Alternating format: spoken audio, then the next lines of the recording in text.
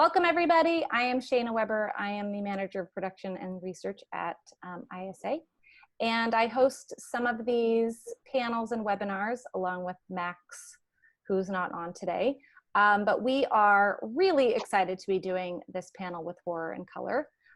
Thanks to Carissa, who put a call out on social media asking what you guys wanted to talk about. And we pulled these guys in based on them saying, hey, let's do something. So that is so cool. And we're very excited. They, did a really good job of bringing in some major panelists today. So I'm very excited to hear this conversation. I'm Jaron. I'm the creative executive at the ISA. I work closely with Felicity running our development slate, which is our kind of marquee writers, getting everyone out there to production companies and stuff. I just want to say my chosen genre, my favorite genre is horror.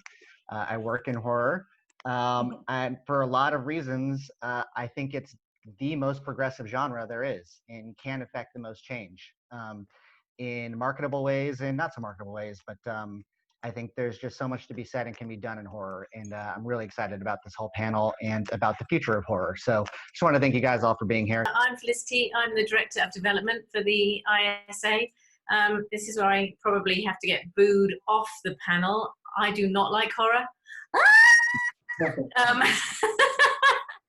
However, that's because the only horror I ever was exposed to was the stuff where women didn't wear bras. They were always kind of like attacked with knives, and always their shirt popped open, and they unfortunately forgot to put any underwear on that day. And I just always felt that we deserve better. So I'm really pleased that horror seems to be having a renaissance, that story is becoming something that is involved in horror. And I love that there are more female writers and writers of color, also telling their stories in the horror genre. So this is going to be a great panel. Thank you so much for attending. Thank you so much for everybody who is a part of this panel. We're so excited. Thank you, Horror in Color. I don't know where you guys are in everybody's view, but you're right there. I just want to say thank you for connecting with us on social. And if you guys don't, Horror in Color is amazing. Follow them on social at Horror in Color. And then make sure to follow all of our panelists as well. If you guys go to our Twitter at Network ISA, you can find the links to all of the panelists, and we'll also try to throw it into the chat for you guys. I don't want to take up any more time, but thank you so much, everybody, and I'm excited for this panel. Enjoy. The International Screenwriters Association has been really helpful in every way. They've supported us in every possible way in putting this panel together. This is Ivan. I'm Ivan Luna. He's my Hi, everyone. co-founder for Horror in Color, and he's also my fiance as well. My name's Jose Cadena. We both started this project for a diversity initiative in horror about, a year ago. We both saw the same kind of imagery all around us because we worked a lot in horror events and horror writing, and we wanted to see something new that kind of took away the repetition. And the most inspiring things came from really a change of the people telling the stories instead of it being the same type of story being told again and again, whether it was in film and television. And so we put together Horror in Color, and we brought on these amazing panelists who have all contributed greatly to changing the landscape of media in a really drastic and dramatic way. And so we're proud to have here today with us as part of our panel. Let's start with Jasmyne Peck of the Black Film Allegiance. So Jasmyne Peck is a filmmaker, and we're so excited to have you today. We also have, do you want to intro? We have a filmmaker, Britt Banks. She has worked on multiple Black horror projects as well. She's worked on Ronald and Vic, which are really amazing. One of them is actually on Revolt TV, debuted through Revolt TV. So thank you so much for being here. We also have Angelica Ross, the talented Angelica Ross, the multi-hyphenate, who you might know from American Horror Story, 1984. You might know from Pose or Claws, but definitely always changing the landscape. If you follow her on social media, she's always taking on new different types of projects. And another multi-hyphenate who we're proud to have here is Tananarive Due. Yes. educator, and writer and author as well. So thank you all so much for being here. We really want to focus on intersectionality. Regarding diversity and inclusion, we don't just want more bodies of different colors in front of the cameras. We want storytellers. We want all kinds of aspects and interconnectedness with our diversity. We don't want to just have a quota for a media company. We want actual change in a systemic way, I think is what's important. Now, kind of on that note, the difference between diversity and inclusion, I know they're kind of lumped together a lot as like this magic phrase that's supposed to cure everything. So I know especially in this political climate that has been building over time, I think it's important to talk about the work between those words, behind those words, not just saying them. So diversity is different, is distinctly different than inclusion, and that's why they always have to be said together. And then again, like I said, the diversity is more about the bodies, making sure that there's equality in terms of who we're choosing and who we're giving access to special platforms. And inclusion is making sure that everyone's behind the scenes as well, and that everyone's making choices at the same level with the same amount of access. And so I think a great place to start is talking about, well, a writer's responsibility for all of that.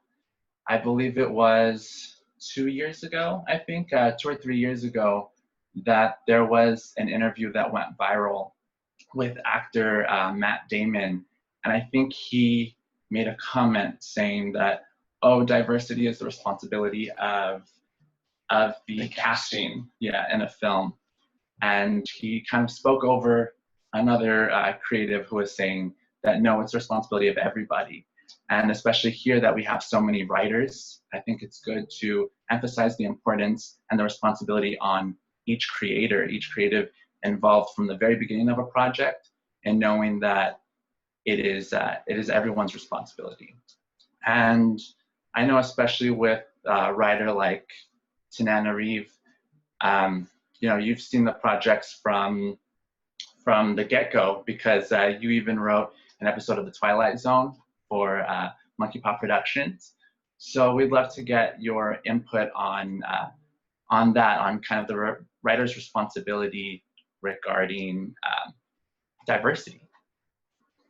All right, great. Thank you, everybody. And that was on Project Greenlight. I see in the comments where Matt Damon made that comment to Effie Brown, of all people. And I'm working with Effie Brown on a project, so it's funny you bring that up.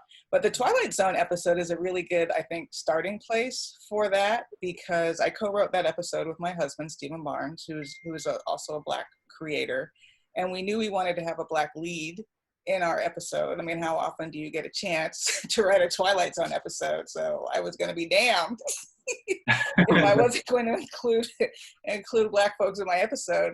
But also we wrote a lot of ethnicity and race into our script, even though we had a small town setting, and where they shot it is a place that may not have had a bunch of diversity. They really paid attention to the races of the pastor. We had the Latinx Emilio with his mother. Even one of the characters who ended up not having a speaking part really was the husband of the pastor. We wrote him as Filipino, and they actually hired a Filipino actor to play that part, which I found really surprising. And they were very careful in the crowd scenes in the church to make sure that characters of color were included, because we did not want it to look like it was like this all white town and this Black lead in isolation, which unfortunately has been a lot of the experience of actors of color when you're in horror, frankly. And I'm sure some of the other panelists can speak to this, but so often a character of color is like the only representative of that ethnicity or race, and they're surrounded by whiteness and no allies and no family sometimes, it's just, so we definitely do need to move toward, what Matt Damon was saying is, yes, it's front of the camera like the actors, and that's what I spoke to in the Twilight Zone script, but also having Black screenwriters, having a Mexican director. Alonso Alvarez Barrera directed that episode, and I was really excited they hired a Mexican director as well. And I think Monkey Paw is a really good example of a company that gets it and is really trying to make a difference with inclusivity and diversity. Yeah, I agree. That's absolutely excellent. Monkey Paw has kind of been exemplifying, have been practicing what they preach. It doesn't just sound good in interviews to promote what they're doing. We've seen great work from them for all their projects, including Lovecraft Country is Monkey Paw as well, correct? Okay. And that's going to be coming out. Great reviews came out on that. But you were also talking about the experience that a lot of actors kind of face, specifically Black actors too, face of being isolated in environments in horror as the only person of their skin color. And I was wondering, Angelica, as an actress, if you had experiences like that where you felt kind of isolated as not just an actor, but also a character as well. Yes, I guess, you know, yes and no. I mean, one thing that's kind of great in the American Horror Story realm is that there's several Black actors that come and go in Ryan Murphy's world. But you know, anyone who knows me knows that when I walk into a space, I always look to improve it, to make it better, than when I came. So when I walk into the HMU, into hair and makeup, it's the first day that I walked onto set, they made sure that like I had a Black makeup artist. I had, folks that I felt safe, with doing my makeup. Now, they made sure that also, like, I would say, so, from Pose, even on Pose, when I went on Pose, that hair and makeup trailer was like completely white when I first walked in. And so, I had to use my position of privilege, which that's something that's kind of like this weird term and sometimes hard to understand the nuances and intersectionalities of holding privilege when someone like myself is a Black trans woman who has experienced so much marginalization. But on a television show, when I'm number 1, 2, 3, 4, 5, or 6 or whatever on the call sheet, I have a little bit of power. And so walking in there with that power, I used every bit of that power to bring and diversify as much as possible. But I know there's a lot more work to be done because we need more Black people and more Black and brown people in the writer's room as well. Absolutely. And with that point of privilege that you made was excellent, because I know the term of white privilege is a big discussion, and maybe one of the things that mainstream kind of social media and media has caught on to, but there's so many different types of privilege in terms of just class or access and status as well. Pretty privilege, dripping in it today, Yeah, and even with, especially even with colorism as well, not a lot of people talk about colorism when they can, and so just in that terms, there's all kinds of privilege, and it matters how you use it, especially. So that kind of goes back to the original point of writers all using their privilege even when creating a project or even getting it greenlit as well. I think it is important. The work that you guys have done is pretty awesome, just in terms of amplifying visibility on even on social media, just from observing what you guys do on social media. So I'd really like to know what positive types of allyship that you've seen. That's an interesting question. I feel like talking about diversity and inclusion, it's kind of a sort of interesting way to view these institutions, because what are we asking to be included within? And the idea of allyship in the terms of white people or privileged individuals taking on responsibility and being lauded for doing something that they should be obligated to do. So I think that allyship is commendable for sure, but also sort of the base level human responsibility of us all as individuals to be allies to anyone that's a part of a community that isn't experiencing privilege in the same way that we are, or isn't experiencing privilege in the same way that we all should.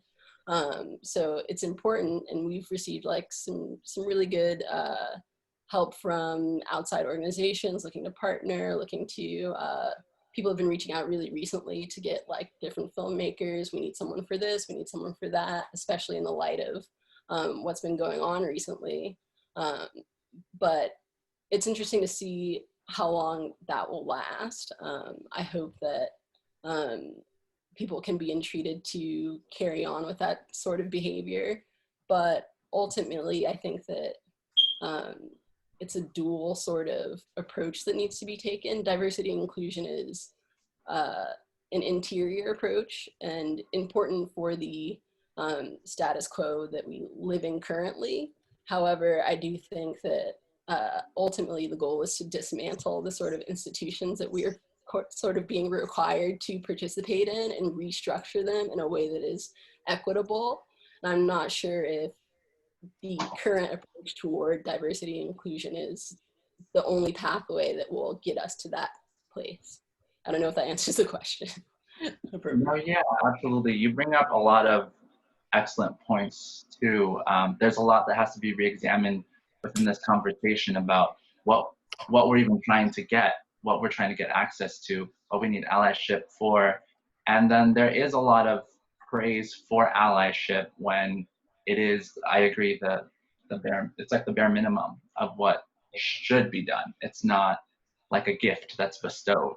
And so I think in terms of institutions, what do you think about, what do you think are alternative paths then, or institutions, or like, what do you think is a solution? Do you think we build our own institutions then? Because that's always been seen as kind of one method. When you dismantle something, just build something else brand new. And what do you think a new progressive institution would look like, ideally?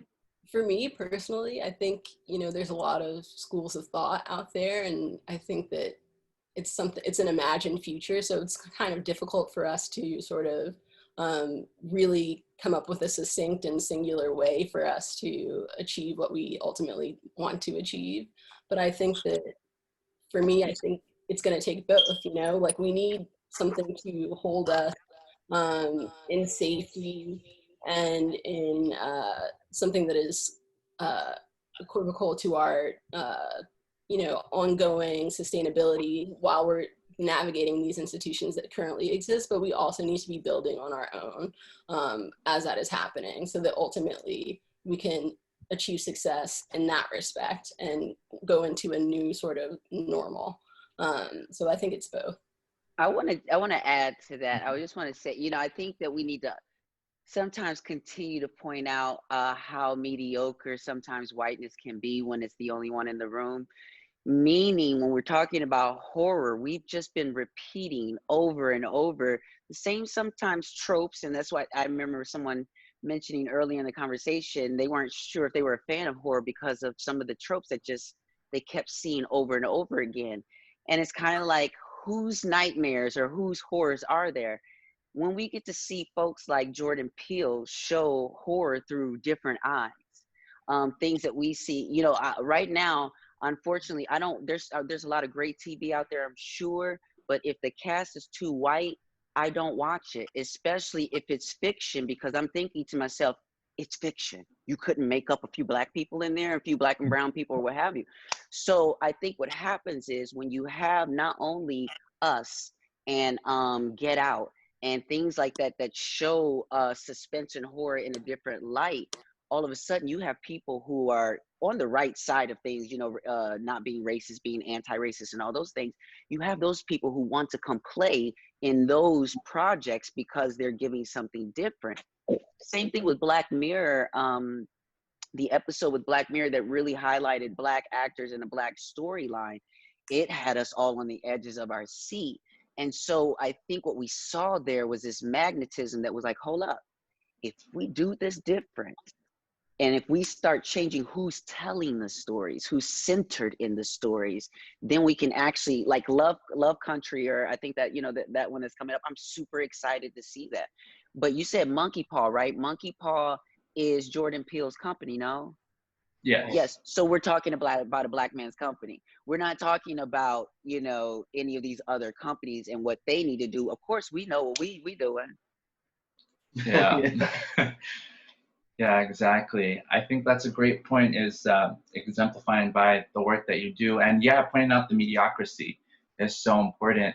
I think that's part of how it incentivized us to begin even this, is because when we saw so much work is of the same imagination, and we've done a lot of live experiences. He's done acting in like haunts and like haunted houses, and experiences that are largely, they take from movies and from pop culture, and you can tell the characters that they're supposed to resemble right away, because a lot of the tropes are largely the same. You'll see a lot of the, you know, the hillbilly tropes, and a lot of things that are of distinctly white imagination, particularly, but that we've seen a lot of, that we've been overexposed to, and have definitely gotten their time to shine. And everybody just wins.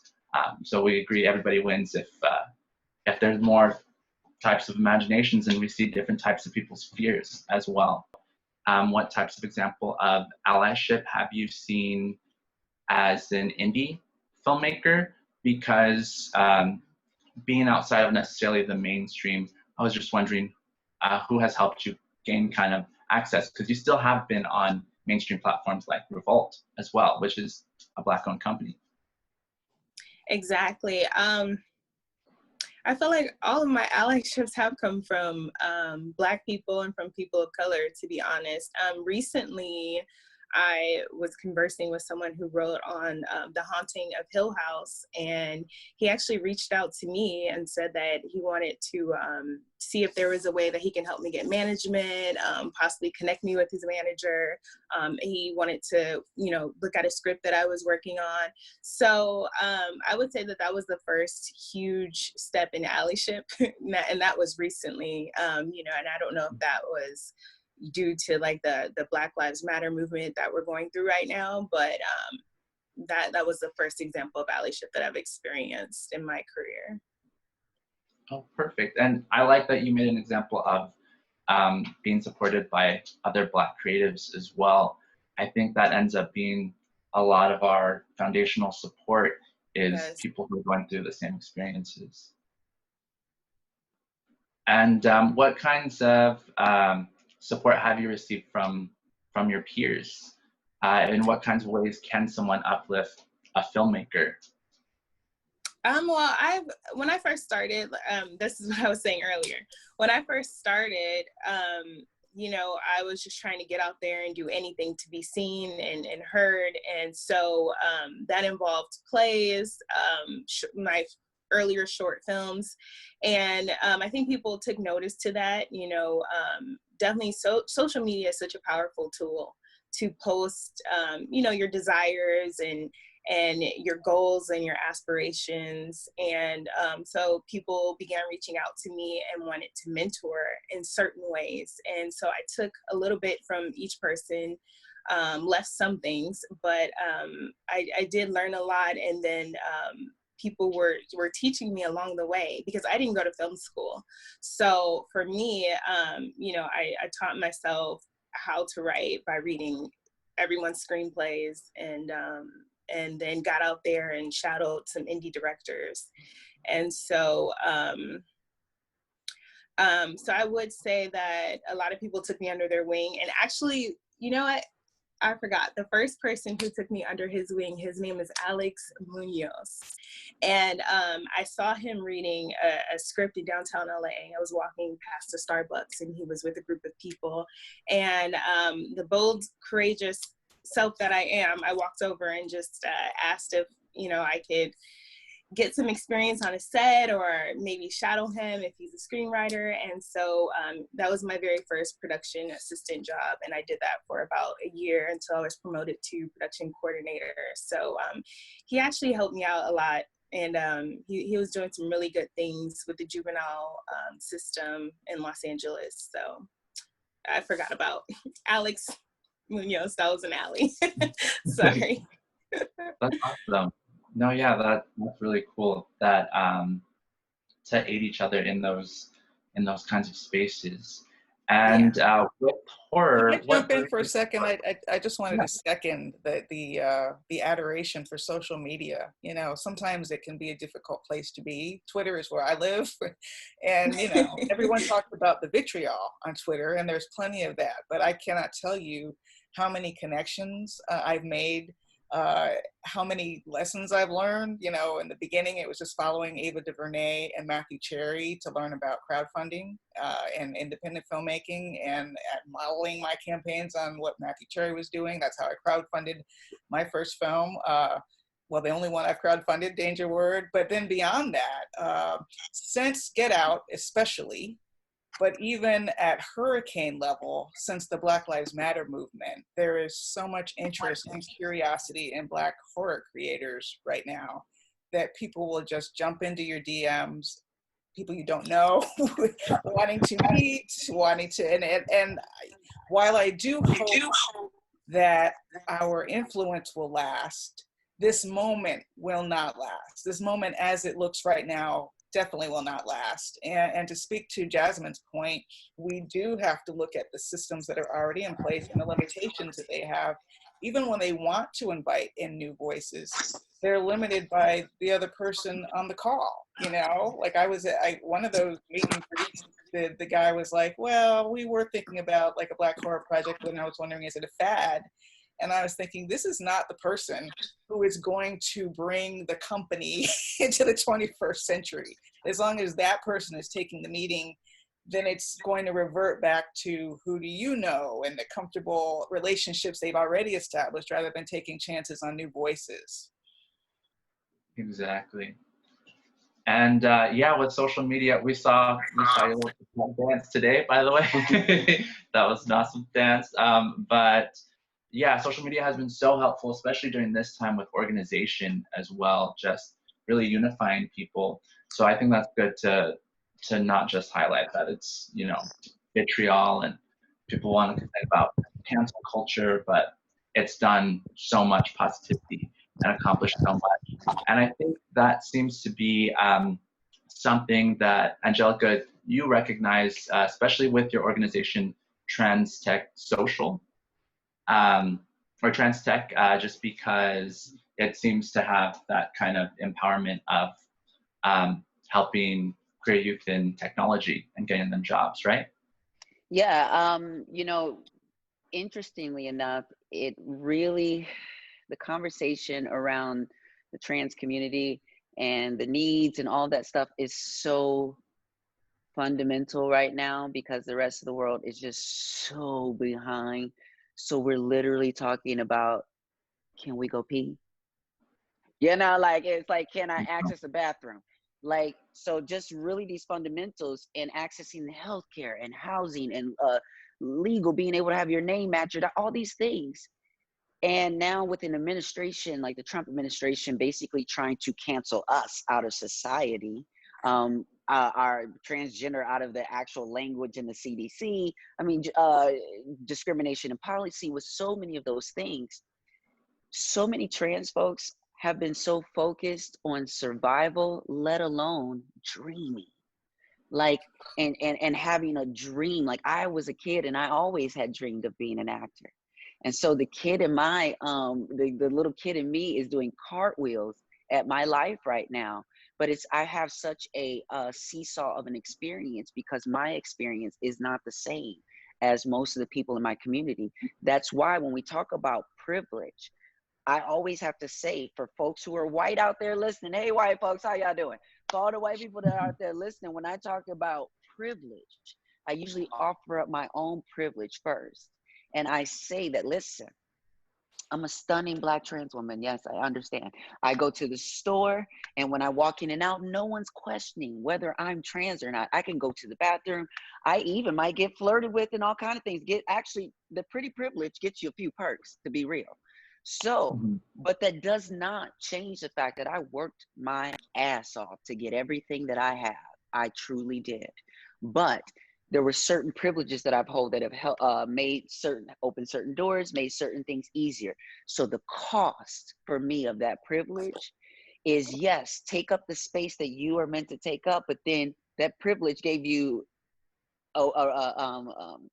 gave you the ability to create more space. So I'm not just looking to get folks space with trans tech through coding jobs and through, you know, graphic design. Gaffers, the lights, the sound, cameraman, all of these different things. So when they announced my development deal with Pigeon Inc., who was responsible for doing Iyanla Fix My Life, Paul Harrison also did Sweetie Pies before he, created that company. And we're going to be doing television shows, scripted and unscripted. And I'm going to be able to create a pipeline of employment into the industry. That is what it looks like for us as Black folks to want things to be different, but in the meantime, create our own. Yeah, you know what I'm saying? Yeah, definitely. And congratulations, by the way, on that deal we saw when that headline broke. That's amazing. That truly is. Yes, girls got a little power now. And speaking of original content as well, in terms of unscripted content, there was a documentary that came out, I believe it was last year, Horror Noire, from executive producer Tananarive Due. So we wanted your opinion on, how that experience was for you creating that with Shudder. Did you have to pitch it to Shudder, or was Shudder looking to already have produced that kind of content or focus on that issue regardless? Thank you for bringing up Horror Noire. I'm very proud of that one, but I was very lucky that I did not have to be part of the pitching process, which is my least favorite part of the creative process. They had already set it up when they came to me and asked me to be an executive producer and do on camera, and also help facilitate Jordan Peele's participation in it. But I will tell you, it wasn't an easy journey. So while it was Shudder's first original documentary, it wasn't like they heard the pitch and they were like, oh my God, yes. It really took Jordan Peele winning that Oscar for Best Original Screenplay for the green light to come for Horror Noire. And in the years since it's come out, sometimes I've looked at that ending where we're all, oh, things are great now. And I was kind of thinking to myself, well, they're not really perfect now that there's still some issues to be dealt with in terms of getting more Black screenwriters into the pipeline, as opposed to just changing the race of characters in screenplays by white screenwriters. That can be highly problematic sometimes. It can work sometimes, but there are also examples, even in horror. I'm not going to name names because I'm trying to work in this town, but you could probably make of some examples where it doesn't work so great. You can't just make a character Black and then ignore race in the story, where having a Black character changes the tenor of the story, right? So that's one of the hurdles. But I do feel that in the years since Horror Noire, the prospects are improving even more. I have to give credit to the Black Lives Matter movement, but even without the Black Lives Matter movement, if not for lockdown and plague, we would have had an amazing Black horror summer this summer. We were slated to have Nia DaCosta's Candyman, Antebellum starring Janelle Monáe, and also a new Saw with Chris Rock, So 3 Black horror movies just in a few months. We were supposed to have that, right? And didn't. But the mood and spirit is still intact. And Horror Noire has found new life and new viewers among horror fans who are very curious now about Blackness. So that's been a very positive experience for us.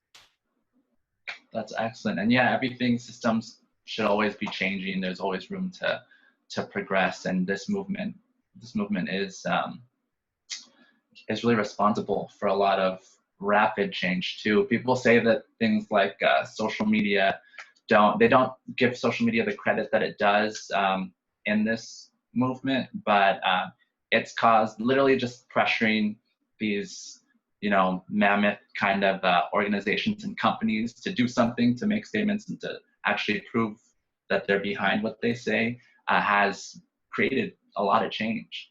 And that started at a really base level of just people saying what they wanted. And for one of the parts of your documentary, actually, we really loved when you touched on Get Out at the end, when the police sirens flash for a moment, and you know, you have that moment of panic because you know it's not going to end well, because you know what the scene looks like. And police depiction, I think in horror movies specifically, oftentimes when we see the sirens, that's supposed to signal, oh, now we're safe, now the bad thing's over, and it's literally the exact opposite in that moment in Get Out. You know, that's supposed to be that flash of danger before you get that relief that it is his friend who ends up saving him. And so I think that was an excellent thing to highlight in your documentary. And that really speaks to what Angelica was saying before about how there's different types of imaginations and we have to tap into different fears, because that's a very real fear today. And it's been a real fear. And it's just something that hasn't been illustrated in film before that in a horror movie. But you know, also. Oh, sorry, go on. Angela. Oh, no, go ahead. No, go ahead. I don't want to hog the space. I'll just be real brief about this. I'm very, very happy that Jordan Peele paid attention to the test audiences who did not appreciate the earlier ending to Get Out, where Chris was going to end the movie in Prison Orange, which we've seen way too many times, right? Nobody needs to see that. Again, we need joy sometimes after we've gone through something. And I'm just curious about other horror creators, how we deal with this idea that horror often does have that downer ending. You know, I try to write horror that is redemptive, but not all horror is redemptive. People are going to die, and how we balance the idea of the trauma that we're exposing our viewers to on screen and the death, you know, how do we balance that in the future? That's going to be a real balancing act and a question all of us have to face. Yeah, I was going to say, like, I think what's great about, again, those different perspectives and storytelling is the authenticity around, the honesty around those fears. And I think that is also another place. It's not just, again, about our fears as people of color, what have you. But again, I think, you know, that white America has some fears, and we can scare the shit out of you if you want. We can scare the shit out of you and write that stuff into you know, write it out, because there are things that if they're white creators, they might not be as honest about those fears. It's just the same thing with Ava DuVernay when she did Selma.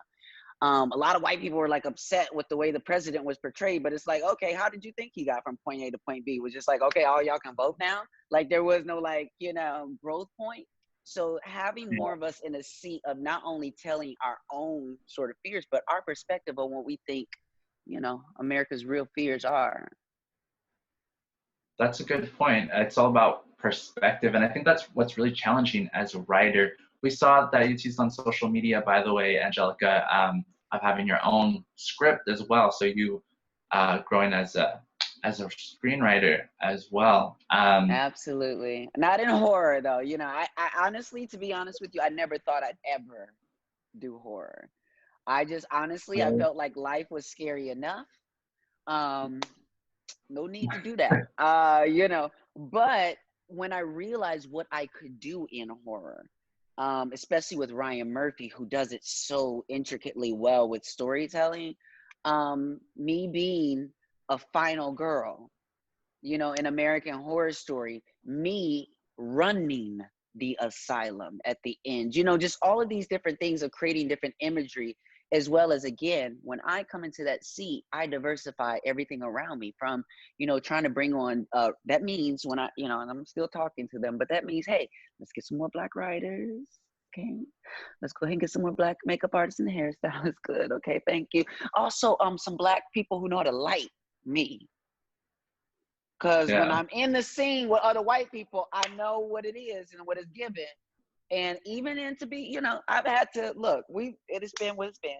And I've had to teach on the way with certain folks who are white men who think they know what they're talking about. And I'm like, hey, there's a big ass window behind me and I'm dark skinned.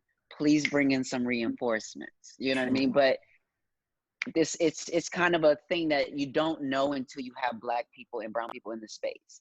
And you don't know until you have more than one of us. Because a lot of times when you only put one of us on there, it's like there's a power struggle, and you're just not really getting an intersectional opinion. You're just getting one Black person's opinion. Right. Exactly. Yeah. And we've heard time and time again of Black actresses specifically talking about how they, end up having to self-sacrifice in projects because they had to be the only ones to do their own makeup or have to give tips, exactly like you said. You have to trailblaze on your own in your own spaces where you're the only one. Oh, I'm so sorry, Jasmine, did I cut you off? You're good, no worries, no worries. I just wanted to add to Dr. Due and Angelica's points, which is something really, I think, imperative that they both touched on, this idea of, does the Black body need to be imperiled to explore a horror narrative? And I'm not sure if that's the case. And I think that, one, it's maybe sort of a widening of the perspective of, like Angelica was talking about, white fear, but also recontextualizing whether or not we're approaching our fears as widely as we could, and we're approaching them as diverse as they are, because I think, as a Black person in America, as a Black woman in America, as a Black queer person in America, my fears have a lot of there's worlds within my fear that exist outside of whiteness. And I think that those areas are ripe to be explored. And so I would love to see more of that as well. Because you see, especially in this current trend of horror, stories that deal with Black narratives often juxtapose them with like white fear. Whereas, you have like Midsommar, Hereditary, Suspiria, which are like very different explorations of aspects of white womanhood. And to use Felicity's example from earlier, it's a diversity of experience that exposes the different types of fear that exist in those spaces. And I think that we deserve that as POC creators as well. Absolutely, I agree. I think that's one of the things that's hard as a horror fan too, is wanting to see those different experiences. And like, I think it was Angelica who said it earlier about, if there's an all-white cast, it just feels so disconnected, so disproportionate from the real world, that I'm likely not going to want to tune in as much. However, something else that kind of turns me off during this time especially is like the brutalization of Black bodies, Black and brown bodies. That if I wanted to see that, I would turn on the news. That's real. So I personally am like more turned off by that brutalization. Can you guys hear me? Yes, yeah. Britt, yes. Okay. No, I just wanted to add on to what you're saying right now, and to piggyback up off of what Angelica said earlier. One of my favorite scenes in Get Out was the scene where the TSA agent rolled up to the scene and saved the day. And the authenticity of that scene literally was gut-wrenching for me. As I saw it, I used to work at NBC Universal, and I saw it with my coworkers, and I'm pretty sure there were probably like 2 or 3 Black people in the entire room. And so for us, we were going crazy when the police pulled up. Everybody else, they were looking at us like, why are they, like, what's going on?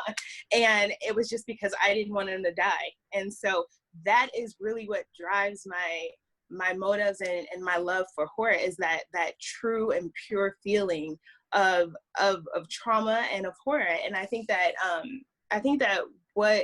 one thing that I think, someone said it recently, a lot of our works of art as Black people deal with trauma and do deal with horror, and it does not have to be a part of the horror genre. Even when we're talking about like When They See Us, even something like What's Love Got to Do with It? I mean, I was a kid when I saw that movie, but it was horror to me. I was scared of Ike.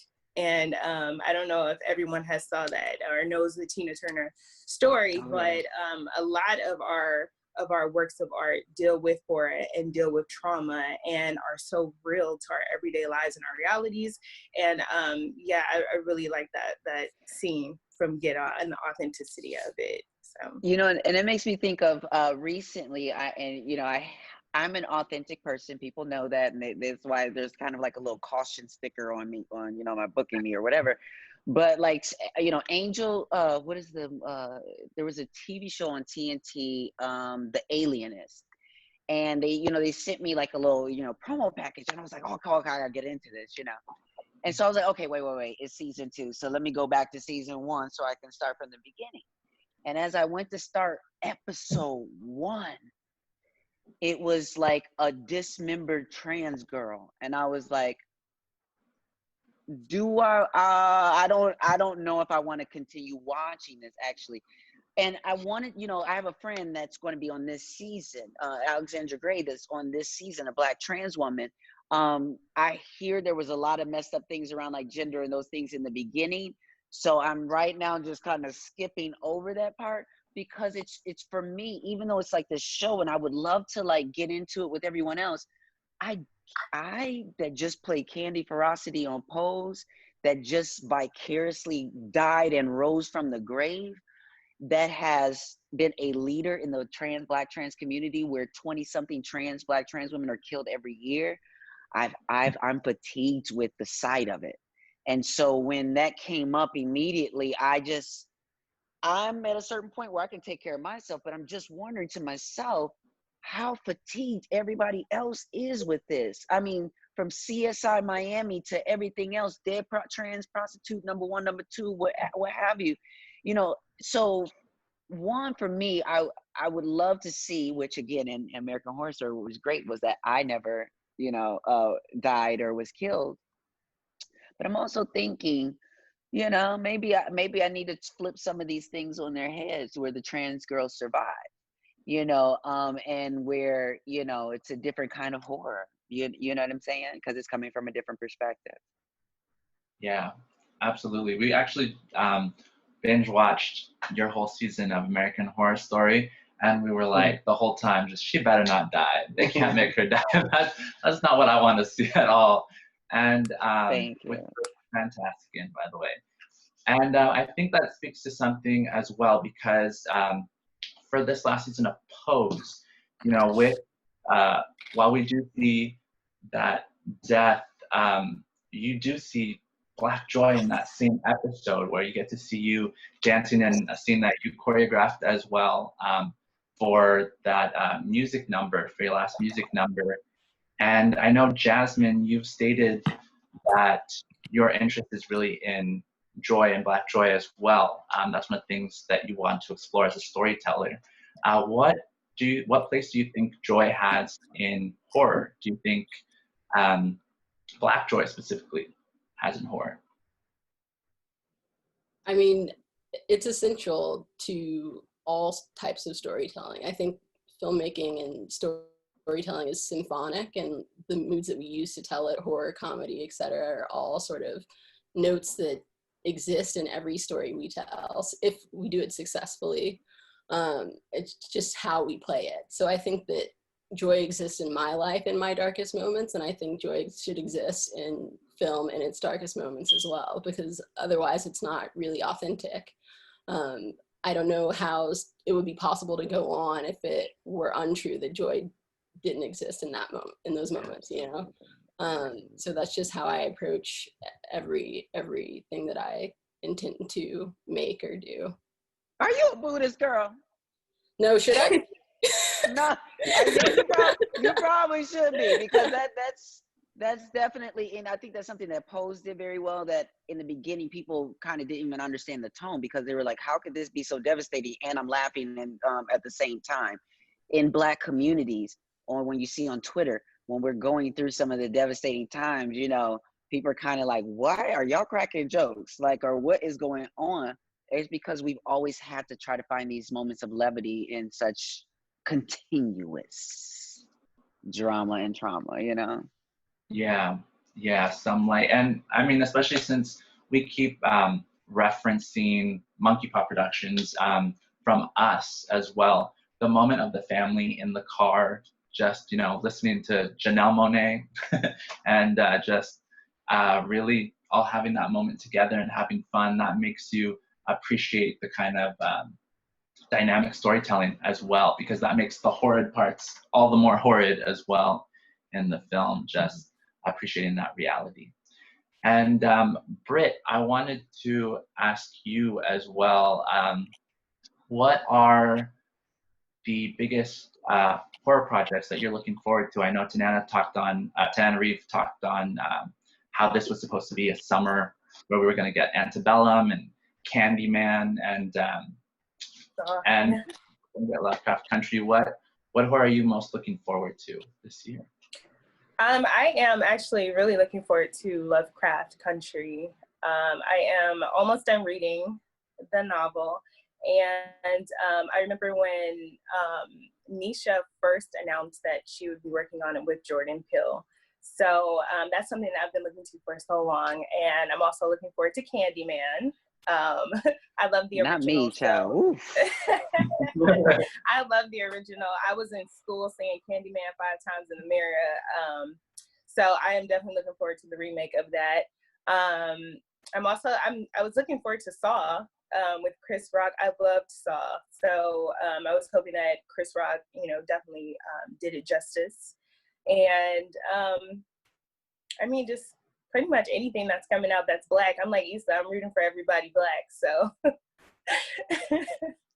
I think that from now until summer 2021, we'll see an emergence of Black art in cinema. So I'm looking forward to everything that's to come, because this downtime, everyone's at home. We've had a lot more time to prepare and plan and actually, you know, really perfect what it is that we're all working on. So I feel like there's going to be an explosion next summer of Black art. Well, as a horror fan, specifically, what kind of characters have you identified with in horror that made you attached to the genre in the first place? Like, which characters have you seen yourself in? Not necessarily that it was, you know, had to be relatable, but you just saw the most of yourself in. I would say that I saw myself in the main character on Midsummer. And I say that because for me, when I watched the film, I also got a spiritual aspect from it. And I'm not sure if anyone picked up on that, but so I grew up Pentecostal. It's a Christian denomination. And I did too, girl. Yes, Kojic, Church of God in Christ. Yeah. And so I found myself in the main character. She felt, you know, lost. She lost everything. She lost her whole family. And she was searching for something. That was her journey into this new world, into this new environment. And they were so welcoming and just so loving. And they really loved on the main character. And I felt like I've been there at times where I needed something. I needed someone to love on me, you know, when things were going wrong. And I found that in the church at the time. And at the end, it seemed like kind of a spiritual release, you know, like a buildup of this energy and a release of it that I've also experienced in the church. And I thought it was so ironic that all of those feelings were so real for me, you know, to see this fictional character on screen in this world where, you know, they were burning people at the torch and running around in these odd costumes, and they had these weird rituals and beliefs, and she bought into all of it, like totally. And so I thought, well, that not just me, but I felt like that was relatable to a lot of people if you look at it from a spiritual aspect versus just a horror. But that was an amazing film, and I saw myself in the main character. Yeah, wow, that's an awesome take on the character's journey. Yeah, the fact that you even said spirituality too, I think that's another thing that as Black people, I remember, it was not Vampire in Brooklyn, but it was another horror film before that, and it had like a religious tone to it. And I just know that for us, a lot of times too, we don't want to play with that in horror stuff because that's even more scary, you know? So it's like, wait, why y'all playing with, because that's kind of real. There's really are demons and with, you know, certain things in the Bible. So if, for Black people, if you can hit on some stuff that is in there, there's some more levels of what horror is for us. I found that as just as an author, you know, sometimes with book clubs, they had to convince the book club members to pick up one of my books because it just seemed like the evil might seep out.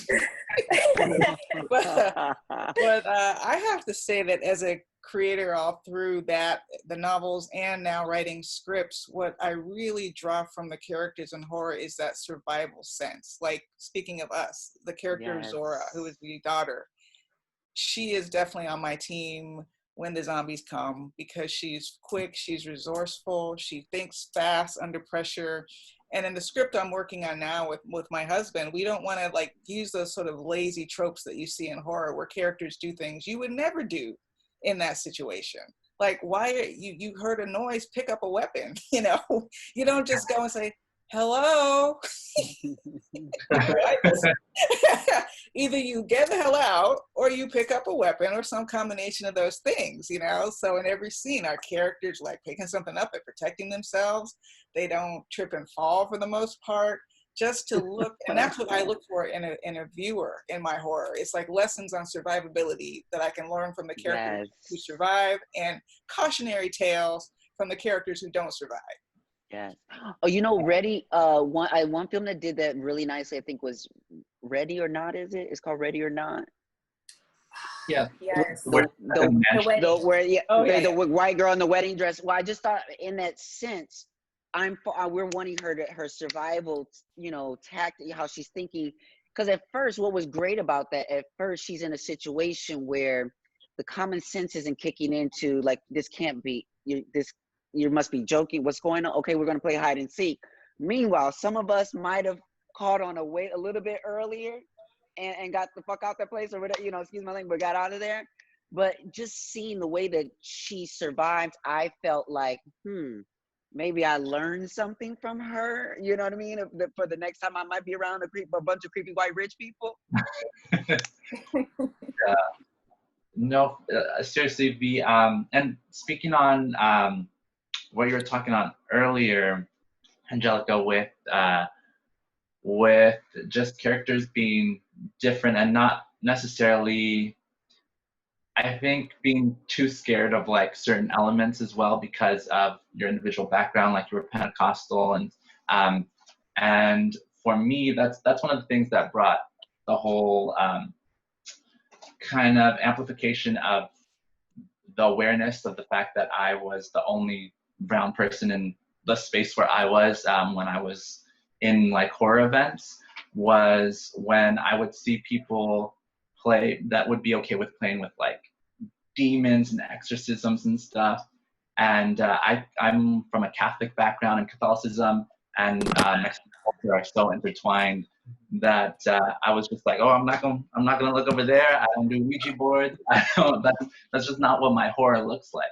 Because you know, I just grew up in a different way. I love horror. I can take it to the max and push it to the max, but I still have my limits. And I see when I'm in a space with different people that my horror looks a lot different than someone else's horror. My boundaries look different as well.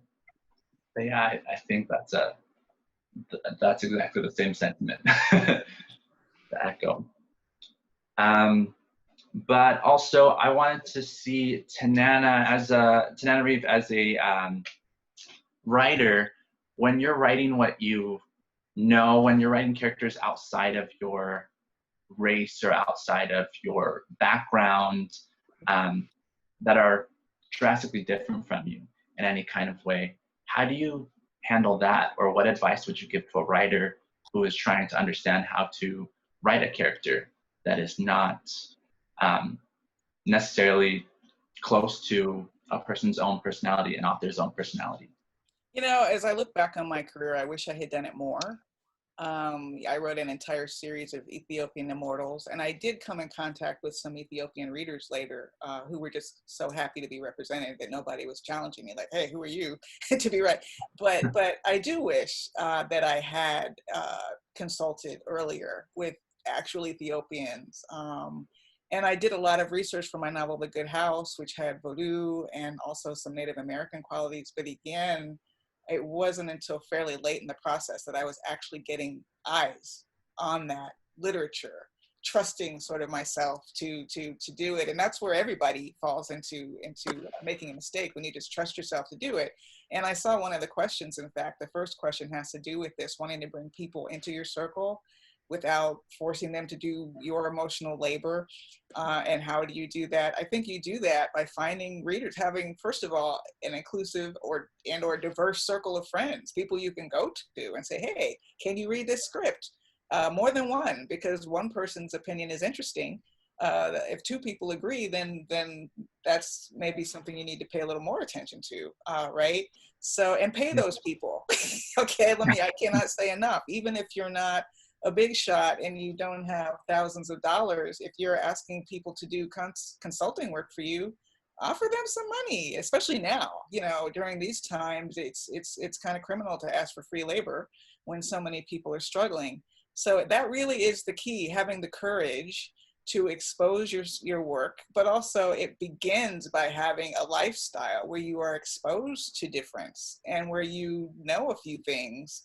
But don't trust that, because that can also lead to stereotypes. It can also, just because you know someone like T-Dog in The Walking Dead, doesn't mean it's okay to call your character T-Dog if he's the only Black character in your script, for example.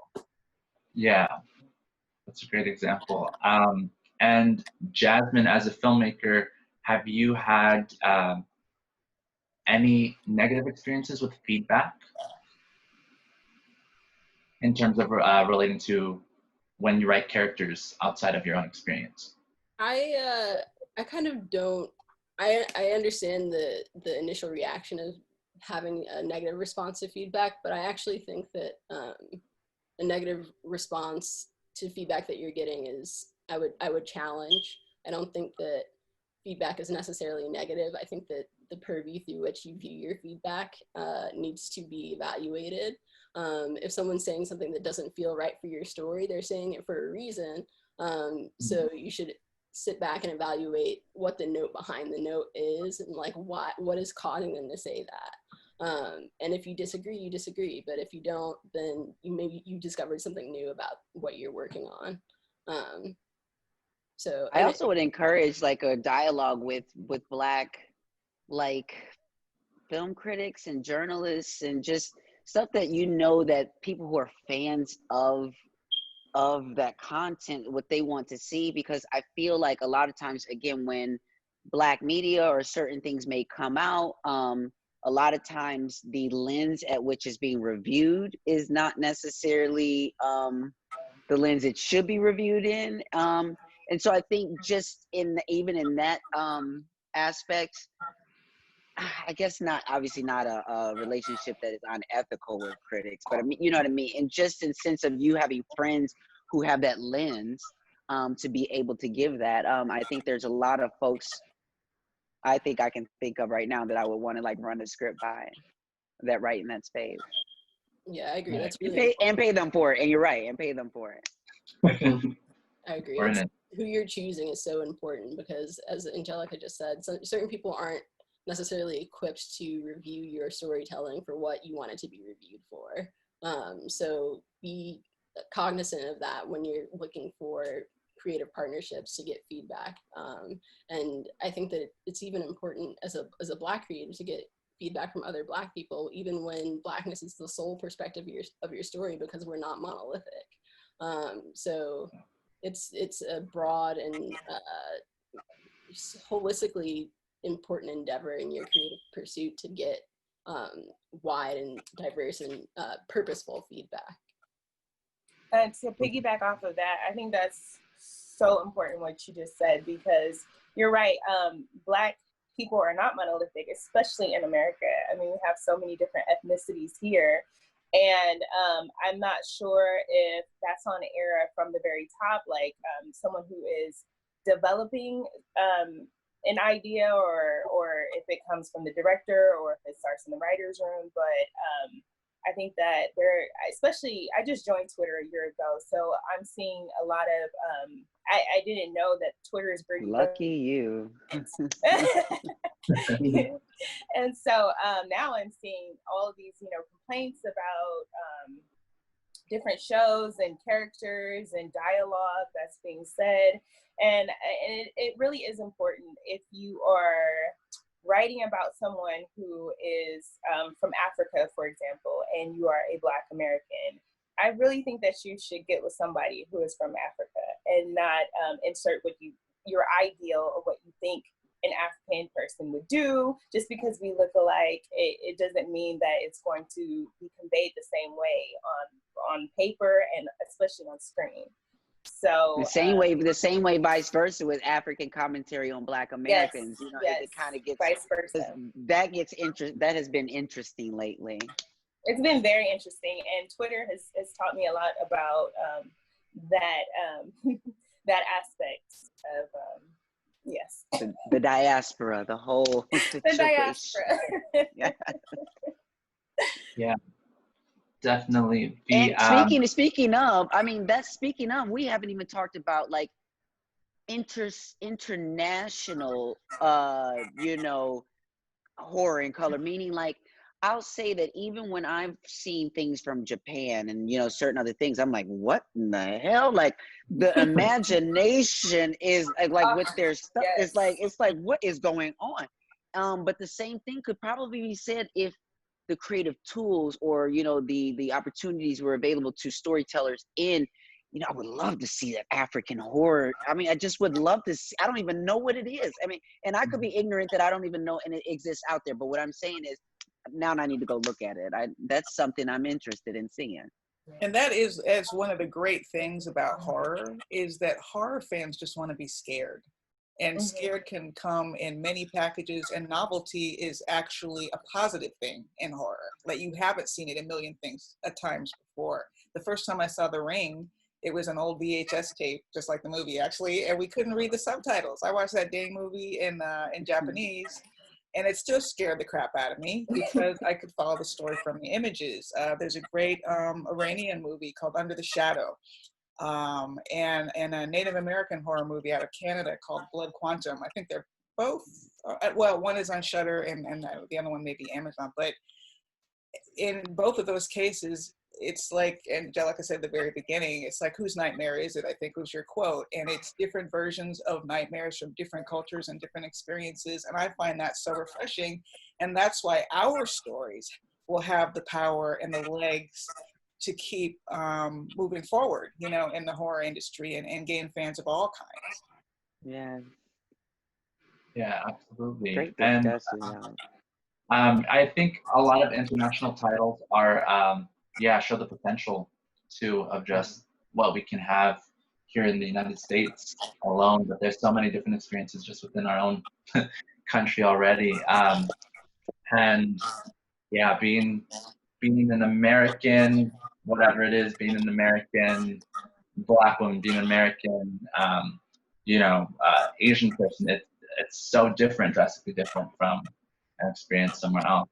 And I actually would like to open up the questions for our panelists. If anyone has questions, I know the ISA was taking some questions.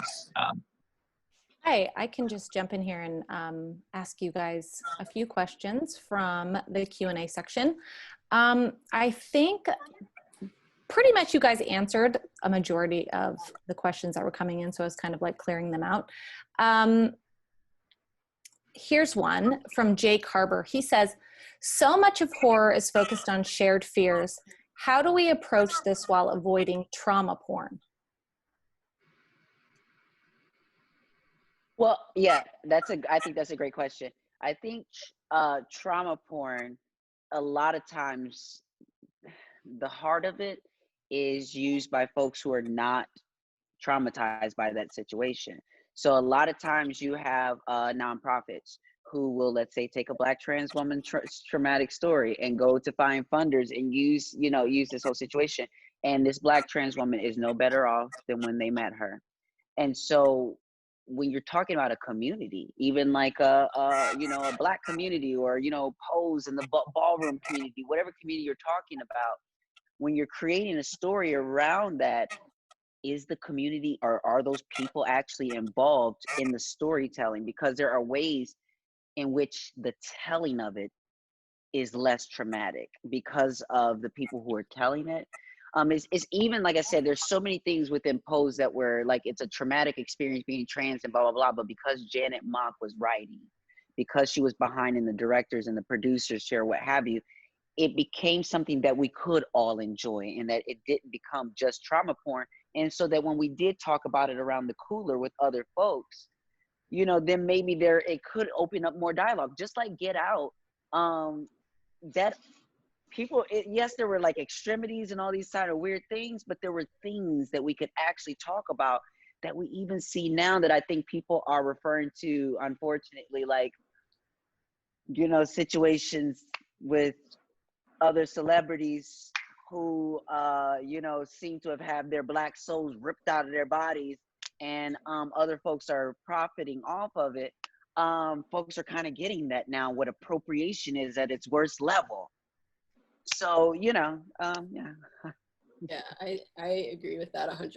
I think when you are approaching a narrative, a lot of the time, depending on who you are as a person, you should evaluate whether or not it's intriguing and fresh for you, and whether or not that would be a repatriation of the trauma for another community, the community that you're depicting.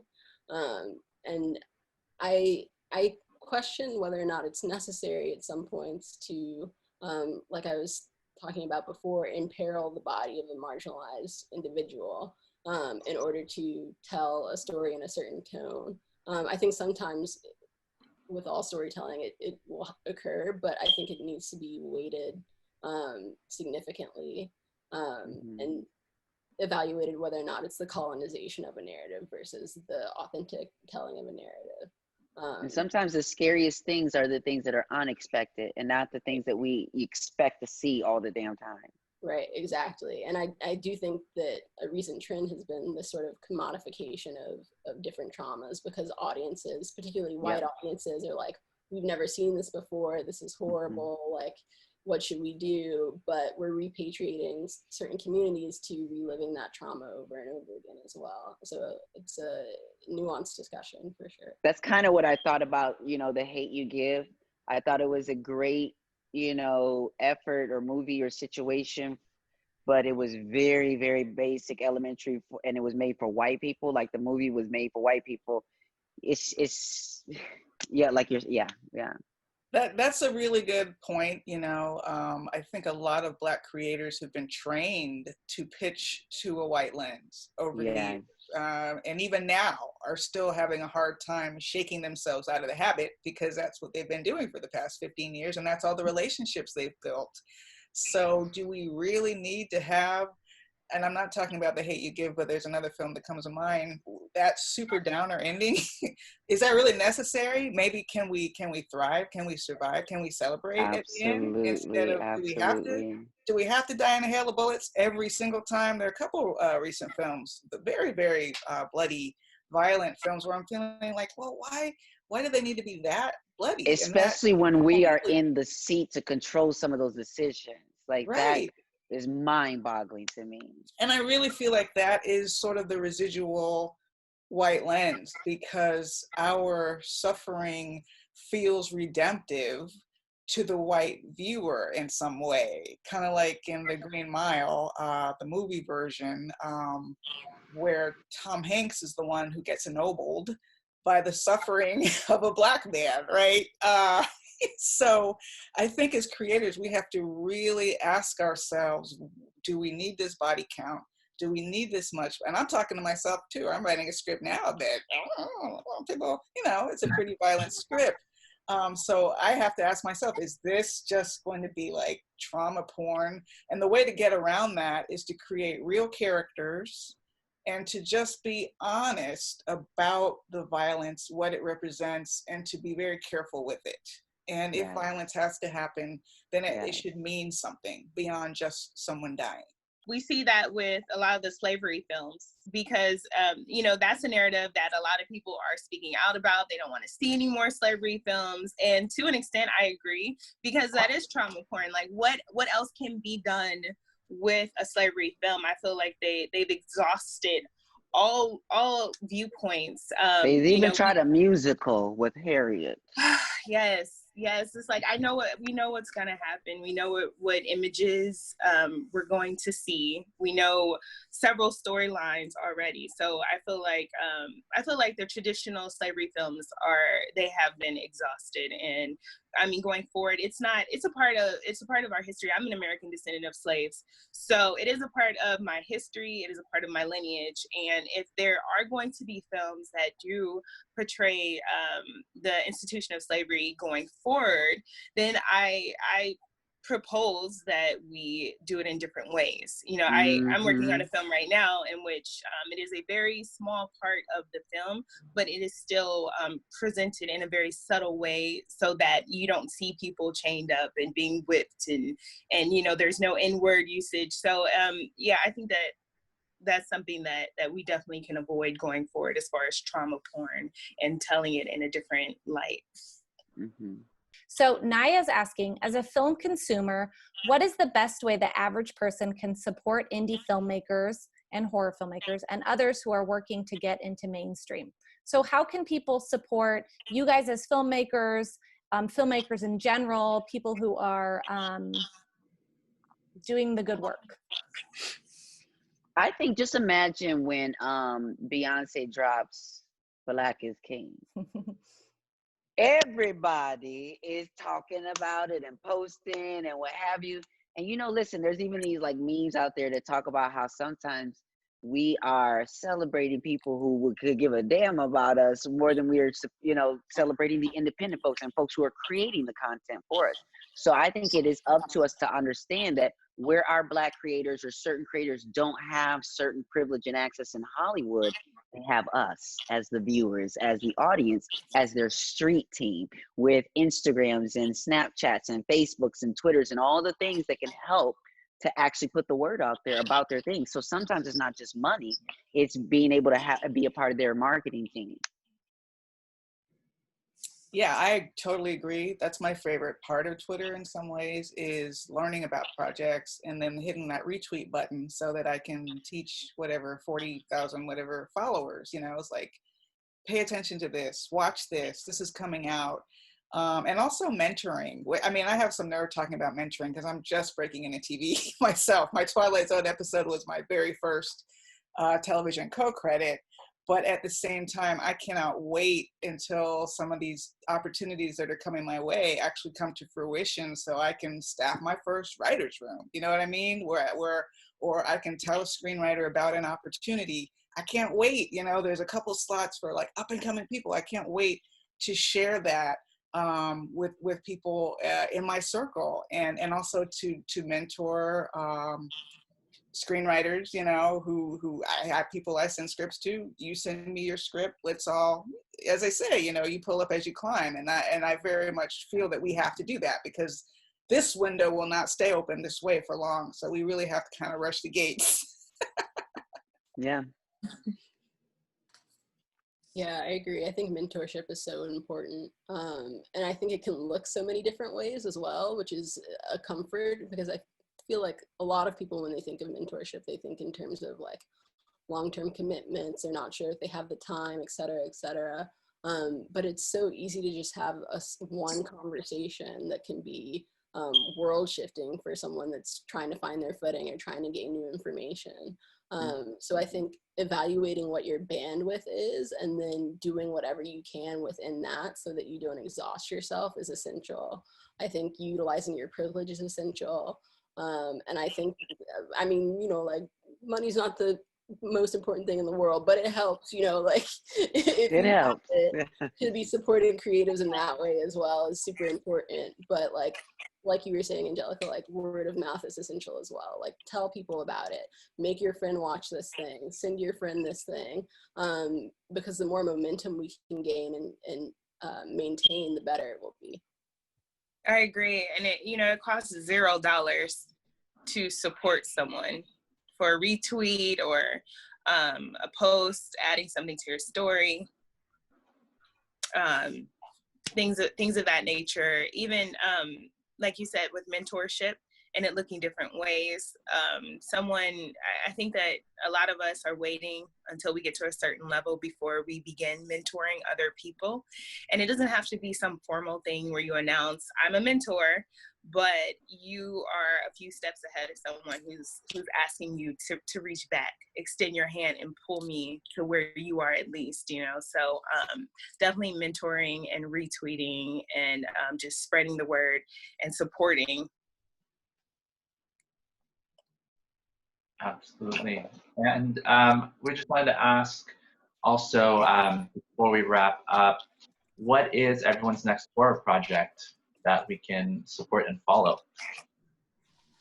Well, I'll jump in. I'm revising a novel, my first in years, that I've just finished, and really I'm in the process of optioning. It's the first time I've ever had a novel option before I literally finished writing it or sold it. But it's called The Reformatory, and it's based on the Dozier School for Boys in Marianna, Florida, where Colson Whitehead wrote about the Nickel Boys, but mine is a ghost story. And the way I made it palatable was to make the supernatural horror more frightening than the physical violence against my poor character.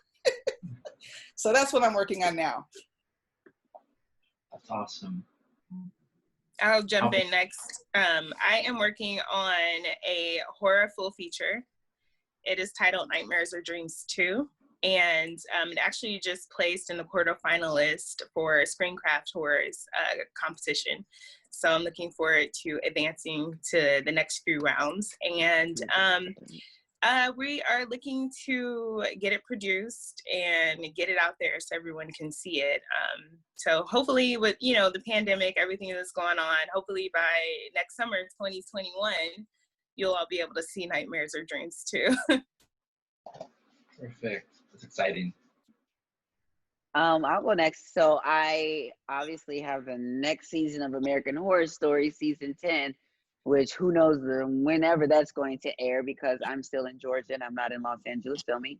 But I do know that behind the scenes that we are working on that, as well as some other things in horror, like, you know, so I can't well, I can say that Ryan Murphy has also launched American Horror Stories, which is basically an anthology sort of situation.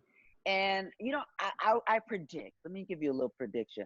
I predict that I won't just be acting in some of these things, but, you know, just really helping to shape what some of these, like we said, some of these nightmare horror stories that we're talking about. That's super exciting. Yeah, too. that's very exciting. I'll go ahead and last up. If anybody has, you know, any in on Zora Neale Hurston's work, I wrote a reinterpretation of Spunk, which is one of her short stories from 1925, from the perspective of the woman in the story. So that's what I'm trying to, you know, work on right now, personally. Then in terms of Black Film Allegiance, we have a lot of table talks that we're getting ready to do. Trying to clue folks in on the hidden curriculum of this industry, and make sure that we're connected as a community of Black filmmakers in this space. So look out for that as well. Really exciting. And I just want to say thank you to Horror in Color also, just for like connecting me with these amazing folks that we all have busy lives and we're all doing other things, but now like sitting here and actually having a conversation with each other and hearing each other's brilliance from, you know, our perspectives, like, y'all, we got to follow up with each other, okay? I agree. I'm so happy to have met everyone. So thank you guys for bringing us together. Yeah, thank you so much. This was an amazing opportunity. Yeah, Yes. thank you. Highlighted my day. Thank you so much. We're really proud of the panel we were able to bring together. We love all of your voices individually in your own spaces. So together, it's literally a dream come true. So thank you. Awesome. Thank you. Thank you, everybody from ISA. We are super proud and honored to be hosting this conversation with all of you. It has been a time for me to just sit back and listen, honestly, and kind of take it in, and I appreciate that so much. So thank you all for all of your perspectives, and I cannot wait to see what every single one of you guys is doing next. So thanks everybody for joining us. Have a great weekend, and we'll see you guys soon.